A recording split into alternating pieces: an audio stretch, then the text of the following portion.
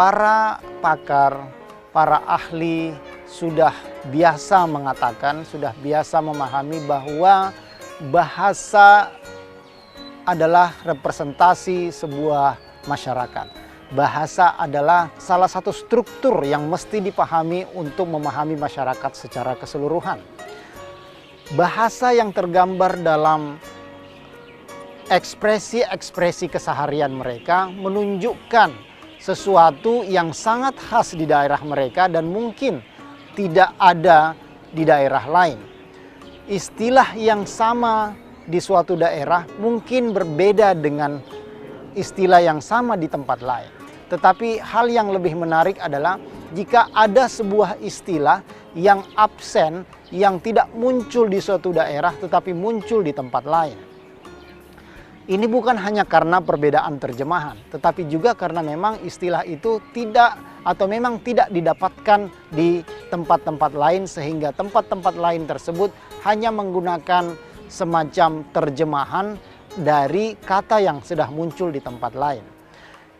Katakanlah orang dataran rendah ketika ingin ke dataran tinggi, mereka secara sadar atau tidak sadar menggunakan bahasa yang menggambarkan perbedaan geologis tersebut, perbedaan demografis tersebut, atau perbedaan-perbedaan yang sifatnya alamiah yang dialami oleh mereka.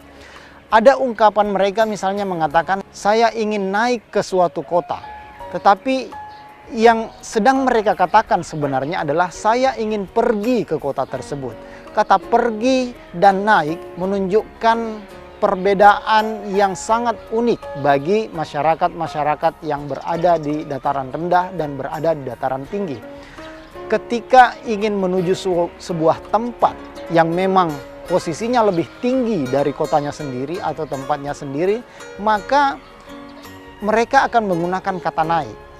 Sebaliknya, ketika orang dari dataran tinggi ingin pergi ke tempat-tempat atau kota-kota yang berada di dataran yang lebih rendah, mereka secara sadar atau tidak sadar mengatakan, saya ingin turun ke kota tersebut.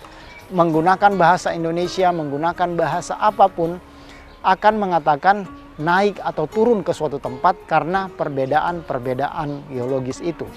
Di sini membuktikan bahwa bahasa atau ungkapan-ungkapan keseharian itu dipengaruhi oleh posisi-posisi geografis seseorang. Ia berada di timur akan mengatakan saya ingin ke barat, yang berada di barat saya ingin ke timur, karena perbedaan-perbedaan posisi seperti ini. Nah, itu satu dimensi yang perlu dipahami untuk memahami sebuah masyarakat secara utuh. Sejarah, bahasa, dan kita kemudian bisa melihat lagi agama masyarakat tersebut. Bagaimana geografi sebuah kota atau sebuah tempat mempengaruhi seseorang untuk memahami, mengamalkan, atau mempelajari agamanya. Bagaimana mereka mengekspresikan identitas keagamaannya dipengaruhi oleh posisi mereka yang berada di pesisir, posisi mereka yang berada di dataran rendah, posisi mereka yang berada di dataran tinggi, yang berada di kampung-kampung, dan yang berada di kota-kota. Semuanya akan mengekspresikan sesuatu yang berbeda tetapi dengan substansi yang sama. Karenanya dimensi-dimensi ini perlu diperhatikan untuk melihat struktur masyarakat yang lebih utuh.